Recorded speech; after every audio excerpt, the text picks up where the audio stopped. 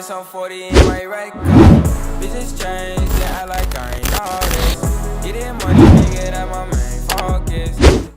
Hi guys, welcome back to another video. So in today's video, I'm going to be sharing with you guys 5 tips to step up your thumbnail game. But before we start the video, I want to talk about a really useful platform that's just been helping me so much recently, and I figured why not share with you guys as well. Skillshare is an online learning service with thousands of classes covering tons of creative skills you might be wanting to learn. They have so many categories they cover, from languages to photography, video editing, and so much more. I also love that each class, for example this Final Cut Pro one, is divided into specific tutorials. That way it's more organized and easier to find just what I need to learn. I'm currently in the midst of learning how to edit on Premiere Pro, and it's just been so helpful so far, so I would definitely recommend you guys to try it out. If you guys are interested, you guys can go ahead and sign up with the link in the description and start with a 2-month free trial.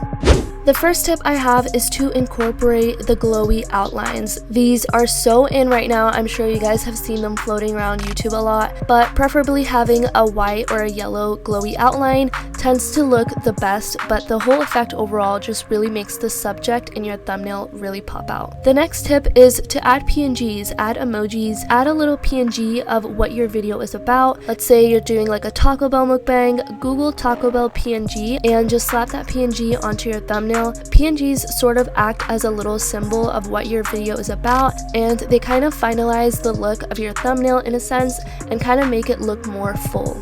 The third tip I have is to always use the most interesting part of your video as the thumbnail. I see a lot of smaller channels just stick with YouTube's standard selection, where YouTube just automatically selects a random part of the video as the thumbnail for you, but you guys should really scroll through your entire video and find a shot in the video that really stands out to you and just choose that as the thumbnail and edit it. If the shot stands out to you, it'll most likely stand out to the viewers as well.